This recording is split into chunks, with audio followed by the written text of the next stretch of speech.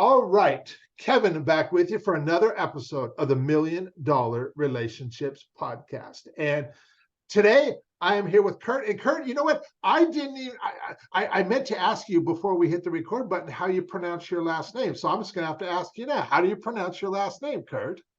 I pronounce it Uhlir, but I've had far too many people work for me throughout Europe that make fun of me for how I say my last name because it's a Czech name, and they joke that I can't actually pronounce my own name properly. But Kurt Uhlir is how I would say it. Okay, Kurt Uhlir. Okay, good to know. Good to know. And I want to give a quick shout out to the folks who run the platform over at podcastguests.com. I got on their email list shortly after starting this podcast. I've met some really cool guests as a result of that platform. And so I just, I want to give a shout out to those guys. They're doing some awesome things. So if you are looking to get on more podcasts, or if you're looking for guests for your own podcast, you know what? I get nothing for giving them a shout out. I'm just appreciative of them because Kurt, that you and I wouldn't even be here talking right now if it weren't for those guys. And so, that's correct. And so what I'd like to do to start with is just to turn it over to you so that we can set a little bit of context and give the listeners an idea of your background. So why don't we turn it over to you so you can share, what you do, who you serve, what inspires you most about the work you're doing and the impact you're making. And we'll just start there, Kurt. Yeah, happy to. So I kind of joke, I have two full-time jobs, I feel like. By day, I'm an executive with a company called eXp Realty. They're one of the largest real estate companies in the United States, but especially the world. They operate in 20 plus countries. And so they have more than 88,000 real estate agents that are underneath the eXp brand. And so I help run a lot of their consumer technology, everything for bringing hundreds of thousands of millions of people to the website on a monthly basis, just from Google searches, but also a lot of tools for those agents themselves. On the other side, though, I joke almost a full-time job because I don't really sleep. And so I've turned down a couple book deals before based on my history and some of the things I think we're going to talk about. And on the topic of high achieving servant leadership. So I end up spending probably 30 to 40 hours a week right now writing and answering questions on my personal website around building businesses with a different style of leadership that I think is a better way of leadership. So that's more hours than many people show up to their day jobs. Yeah, for sure. For sure. So how did you get into doing that, Kurt? Yeah, great question. I've always been both a serial and a parallel entrepreneur, and just I've been blessed really by the DNA from my father's side. The men never really slept too much on their side of the family, and some of the women on my dad's side of the family. And so my dad only slept an hour and a half a night until his third bout of cancer, at which point he started sleeping more like a normal person. And so on a good night where I'm a little out of shape now, I might sleep 3 hours a night. But when my body fat's a little bit better, I sleep about an hour and a half a night. And so I usually always have a variety of things going. And so it started, when I was 14, I had to form 2 LLCs in the United States because I had going to have to pay so many payroll taxes. The government was going to come after me for their dime on both of them. And so I've always had multiple things running. But I went through college, I was deep into technology, and I'm now on my second hypergrowth companies that aren't looking how do you grow 10 or 20% a year, but how do you grow 200%, 700% year over year for a variety of years. And so we're at another $1 billion company. And this is actually my first non-high tech company. I've spent 20 years in high technology companies in a variety of industries. And now I'm doing high technology, but in a non-high tech industry, which is kind of unique. I got hired into this as the holding company purchased the company I was an executive at. Wow, very cool. I know I shared with you before we hit the record button because I've been checking you out online, and I was like, man, I'm just really intrigued by what you do and was really looking forward to this conversation just to kind of be able to wrap my mind around it a little better and stuff. And so yeah, well, what I'm doing now is it's also interesting because while I've done multiple things often at once, my full focus is this internal company, but I really enjoy starting service companies, starting brick and mortar companies. But while I've been in technology space and I've invested in a pair of those, I did kind of what I would view for myself as the stupid thing. And I was a startup entrepreneur for a SaaS-based technology company, and that company did well. We raised a bunch of money. They've since exited, but that was really hard for me. And it took a mentor for me to point out to me at some point that what I'm good at is not that 0 to 1 for companies like that I'm that scaler, and that's what I'm good at. And so I don't think you could ever convince me to go start a technology company again, because like, that's just, it's difficult to me mentally, it's difficult to me spiritually even. But what I'm really good at is helping companies that have a good product market fit and grow that. And so I've kind of found when you can do that and you can help other people make money, you can change the world. That's right. That's right. And one of my mentors, Dan Sullivan, who is the founder of a company called Strategic Coach, he has this thing that he's referred to as unique ability. And that's kind of what you just described. One of these things that you are just really good at. And that when we focus our effort on that and getting better at that, even, that's where we get to make our biggest impact in the world and stuff. And it's painful. Yeah, no, I completely agree. I mean, too many people focus on following their passion, and it's like, so you do things like I did, like go start a company, and like I may think I enjoy that, but that's different than where I add value to the society and actually even to my family. And so, by all means, I kind of view now, and we can talk about it, but it's like I can convince myself to be passionate about anything. I'm passionate about people. That's why I'm working now, as opposed to being retired even at my age and sitting on the sidelines. Is I think the best way to help people is to lead them, work alongside of them as well. And you don't do that by just advising somebody. You do that by actually solving a problem, being in a company with people as well. And so, like, it almost doesn't matter the industry. You and I could go start a waste management company, and I'd be really excited about that because of the people we're working with. Yeah. And you're right. And I am a guy who has long believed that as an entrepreneur, relationships are the most valuable asset that we possess. Everything else stems from that. And it sounds like that's been your experience as well, is the relationships with the right people. It's the rewarding part, it's the fulfilling part, and it can also be like the whole catalyst for making a big impact and creating a lot of revenue, a lot of profit as a result. And so, I would say that's where I'm at now. I've not always been that way. And so one of the stories I talk about it sometimes is, I was part of a company that was a hyper growth company. We made lots of millionaires at the company, both investors, but a lot of people at the company. And during that time, I was a different type of leader. I believe that if I walked into the room and one person was crying, that was you, Kevin. That was on you. The whole team was crying. It meant that I dialed it up to 11, and I need to just dial the stress level and requirements back to like maybe a 9 or a 10 for the team. I mean, I was that type of a pushing a-hole boss. I made enough people millionaires that even after going back, after I've changed my style and apologizing, I still probably have 10 to 11 of those people that won't take my phone call today because of the type of person I was and almost the wake of destruction behind me at that point. Company did really well. Investors did extremely well, but that's not the type of, wake that I would like to leave with society now. Yeah. Gotcha. Interesting. So what was the catalyst or the epiphany for you that caused you to realize that for yourself, Kurt? I mean, I had kind of 3 big, actually, like life things that happened during, the course of a week that to me just broke me as well. And I, as I'm struggling with these things, one, my mentor at the time tells me, points out that I'm an asshole, and a variety of other colorful language, but that he was like, well, like, you wouldn't want to be around you. And so of all things, I called my mother afterwards. I'm in my early 30s at this point.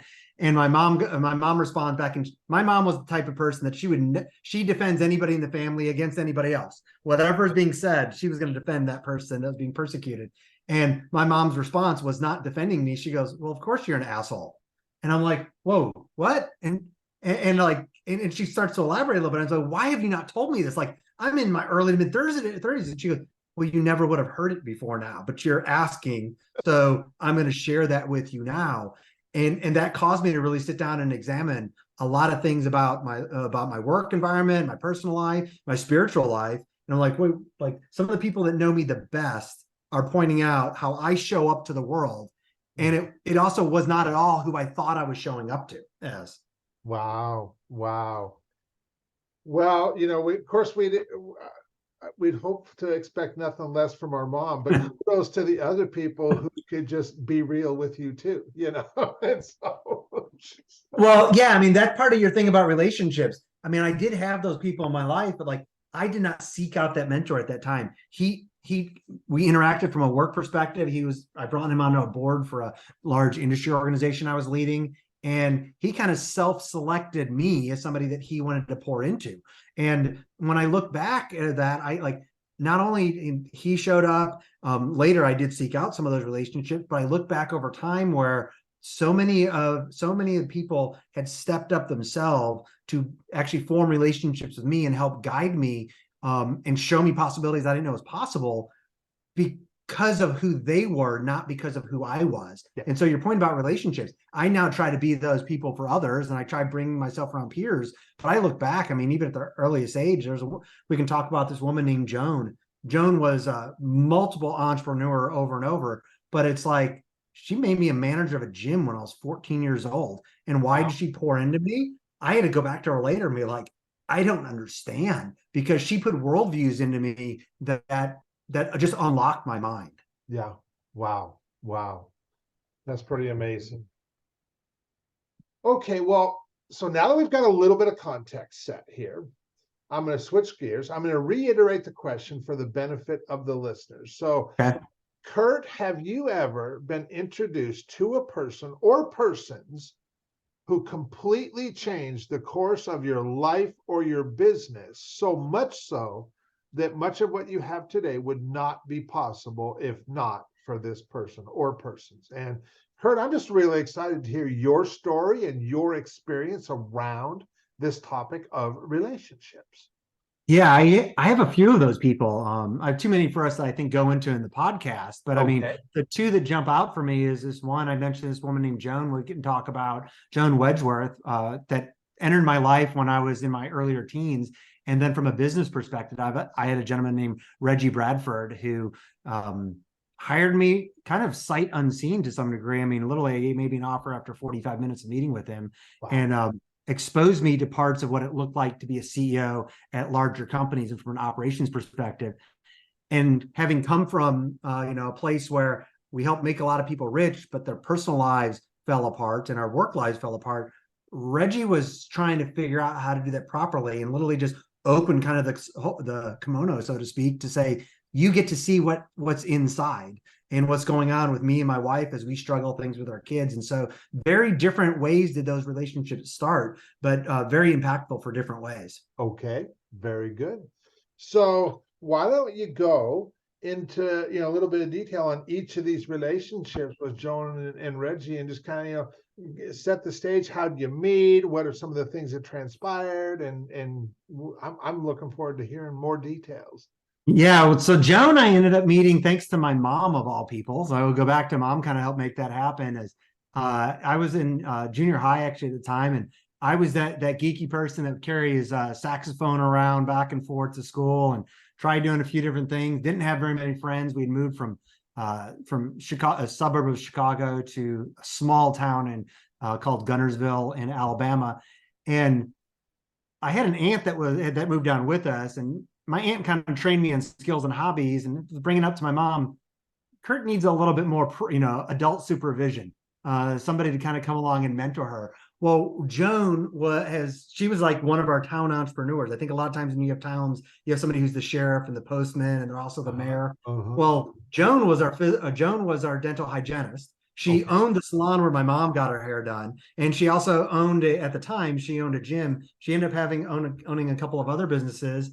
And my mom's talking to Joan about this. And Joan's like, well, Kurt's kind of skinny. Maybe he needs some meat on his bones. So it's like, tell you what, basically had a deal behind the scenes for my mom. Said, I'll tell him I'm going to give him a gym membership. My mom paid for it.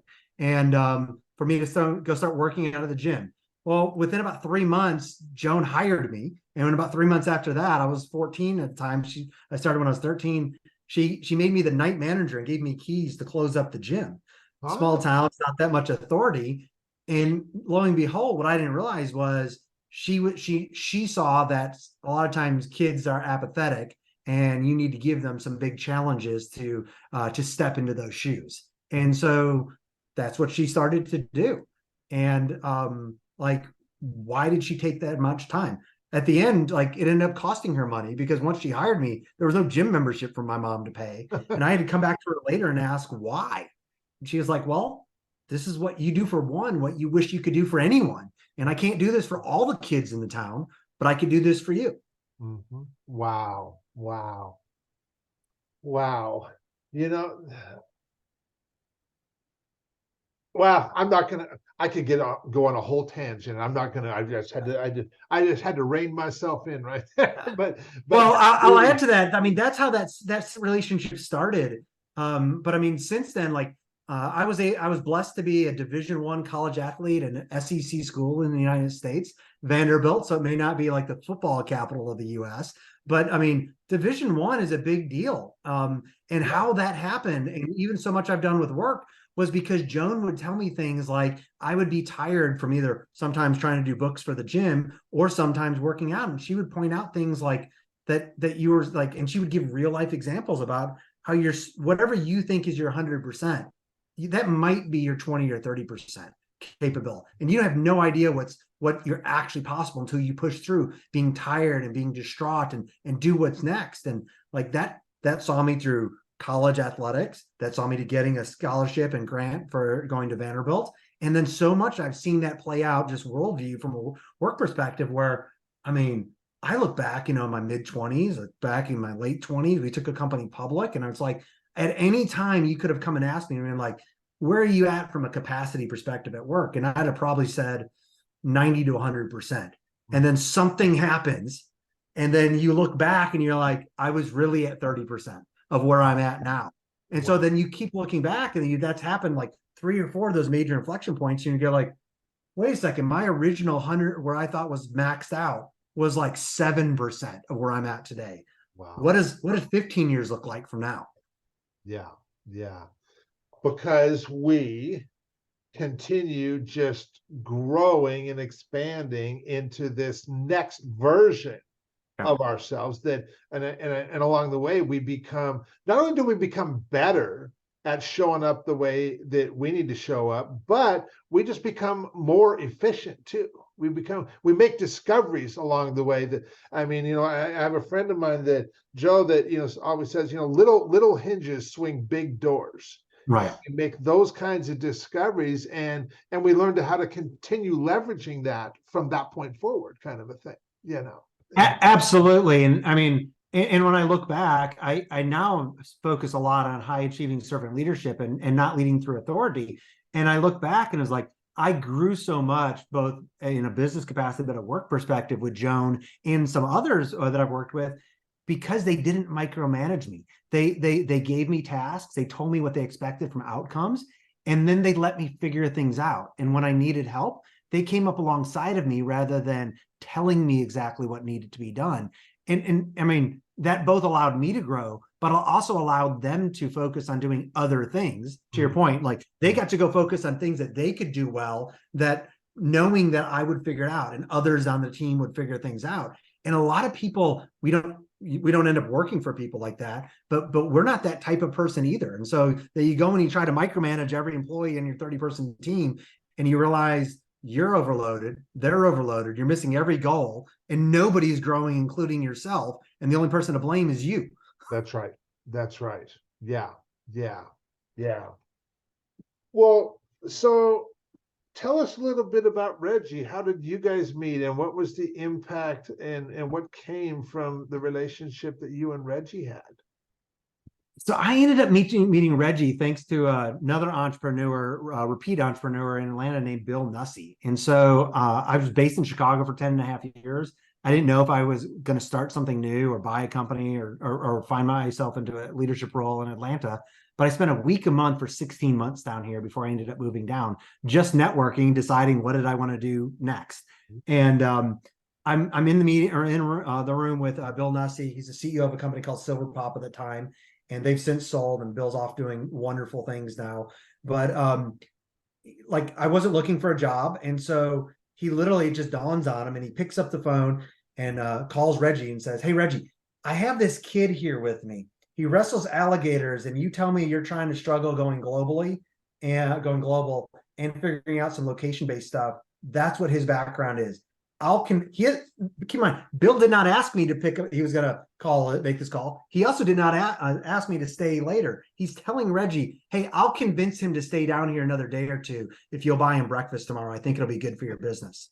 Based on their relationship, Reggie clears space. And I don't remember if we had breakfast or lunch, though, the next day. And Reggie's basic thing was, yeah, I'm trying to go global. And also, even locally, we just raised a large round. There's too many meetings for me. I have a gentleman named Jim who runs everything from an operations perspective. I need somebody to be me in the meetings I can't attend. Would you be interested in that? And I'm like, no. And he asked why. And I told him a little bit. I'm like, well, we found success in other things. And so he starts to share with me both his faith, but also what he's trying to do better with his wife and kids now. And basically he ended up saying, look, you'll just stay in my office most of the time. When I call my wife to figure out, like, what are we doing with childcare and how are we figuring things out, I'll put it on speaker and you can come over for dinner and we can figure some of those things out. And so what he told me was basically, I'll give you a relationship, not a job. You all have made people successful before. I'll help you figure out, as he was figuring out himself, how to be successful in life, not just at the paycheck. Mm-hmm. And so we started that. And then, I mean, I came from a company we had helped take public. I was one of the 5 people team that took that company public, got handcuffs as we got acquired, even after being public. But that's a very different world than venture capital. And Reggie would bring me to meetings with, like, his partner, Neil at General Catalyst, where it's just basically CEO and partner supposed to be having dinner. And Reggie brings me along for dinner to hear all of those intimate conversations, the good, the bad, the fear on both sides. And then would talk me through. Then later, here's why we had those discussions. We started looking for another round of investment. There wasn't a question in Reggie's mind. He said, look, you're going to go with me as we start talking to Salesforce and Adobe for a strategic investment, which is also looking for an acquisition, a divestiture at some point. And that type of openness and relationship is something that I didn't even know was possible from a business perspective. Mm-hmm. And so, what was the name of the gentleman? Was it Bill? Was that who introduced you? Bill Nussey. Yeah, Bill Nussey. He's a very successful entrepreneur. Okay. And so, what a testament right there, what you just shared, to the power of relationships, because Yeah. Bill knew you.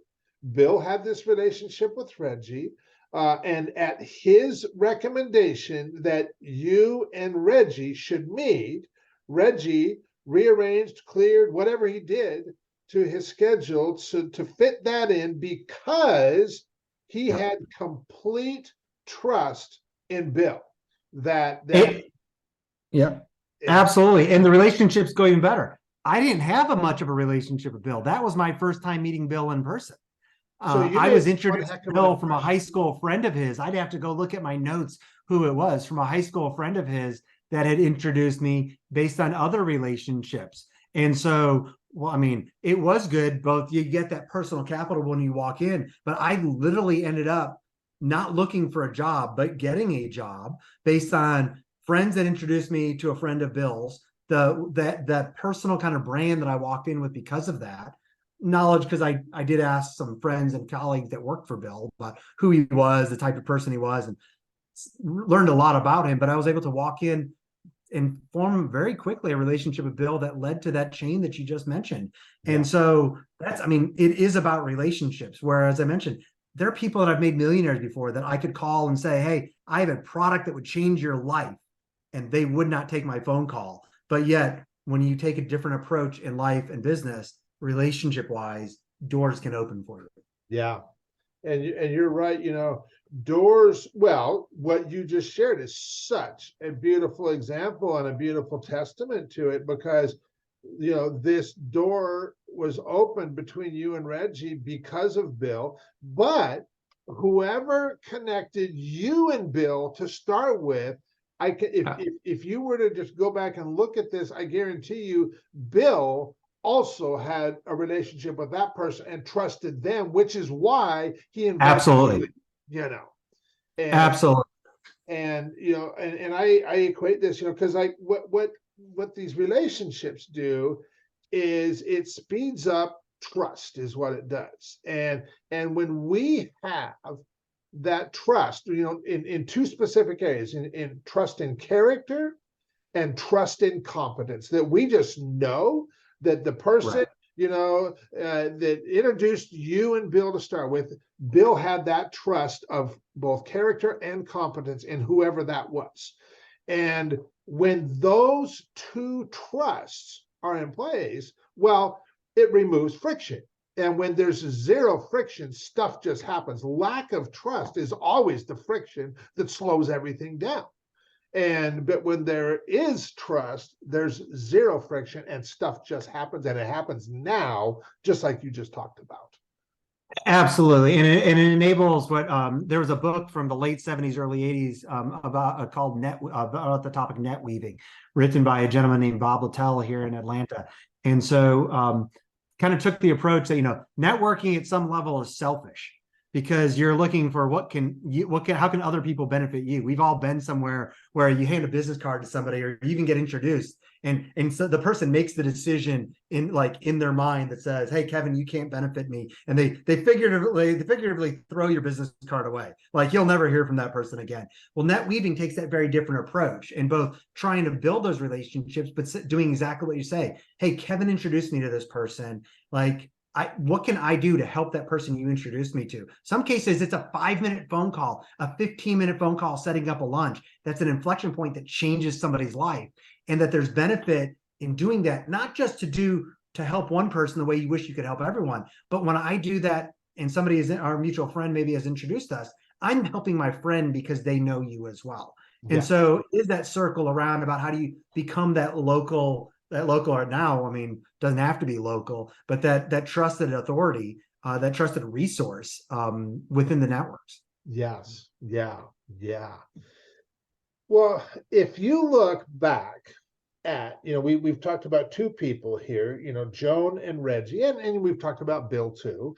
But if you look back at these three relationships, and think of an experience that took place where it led to a really substantial impact being made, and hands down, that would have never happened if not for your relationship with whoever that was. So and I'm sure you could probably come up with lots of examples, but just what comes top of mind for you when I ask you that, Kurt?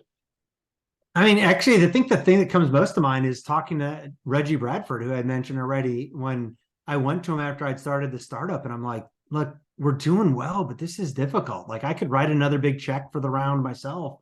And he convinced me to step out of that business and walk me through why that was the right thing. And then even though that was a difficult conversation, he canceled his next meeting so he could, I don't even think I've ever told his wife, Holly, this, but Reggie ended up taking more time with me and said, now you haven't asked, but I'm going to tell you what you should do next. And I'm like, I didn't ask for that. I was asking for help with this one place. And he convinced me to commit to taking at least a year. I ended up committing to taking 18 months completely off just to spend time with my wife. Because as he pointed out to me, he was like, she knows, we got engaged and married at the very beginning of starting that company. He goes, she only knows you working 90 hours a week. She only knows you as overloaded entrepreneur.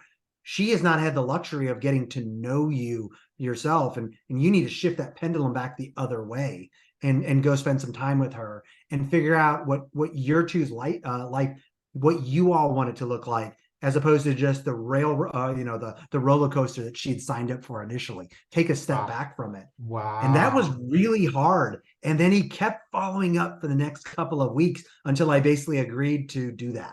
He saw me Wow. through exiting the company, but saw me through really making sure that commitment to spend time with my wife, which has not only changed my relationship at home, but has really changed my business as well, because I want to make sure that people on my team are they don't get out of whack the way that I was. Yeah.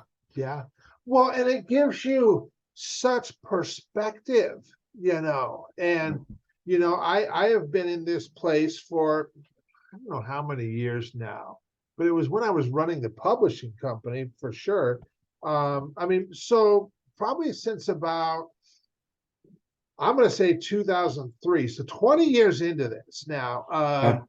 that, I want my business to be able to support me and provide for the kind of lifestyle I want to have for my wife. I mean, we have 7 kids. I got 6 grandkids. And here it is, actually right now, today, my brother and his wife are coming in to town from Texas. I haven't seen them since January of last year.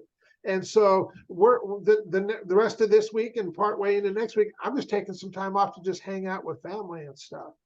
And I have long felt that I wanted to have a business that supports that and Mhm. allows me to provide financially for my family in a way that makes me feel good as both a husband and a father. But also, you know, I will turn down lots of opportunities that I could say yes for because it's not in alignment with that. And I am sure that taking a year and a half off, taking 18 months to just spend Yeah. time with your wife has now given you a lot more empathy for the people that come into contact with the companies, the team, the vendors, just people in general, because you've had this different experience that quite honestly, most entrepreneurs do not have that experience under their belt.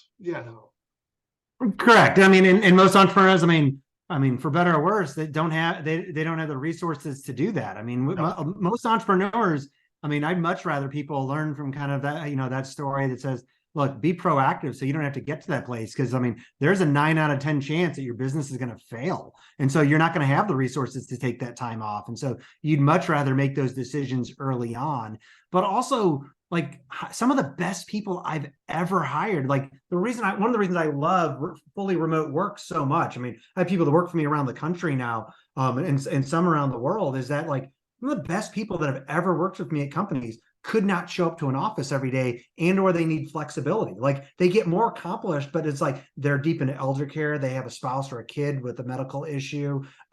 It's like there's so many reasons that somebody might not be able to show up to an office. But oh my gosh, like if you care about outcomes more than butts and seats for specific hours, those people They'll that's the deliver. best. You hire the best person. Well, Yeah, you have to have a business that's allowed for outcomes and not just hours. that's right. That's right. That's huge. That's huge. Well, Kurt, man, I really appreciate you taking the time to have this conversation. For anybody that's listening to this going, dang, Kev, I really like Kurt. I like what he's sharing. I like what he stands for. How can they find out more about the work that you're doing? Where is there any resources, any websites that you can share with them or?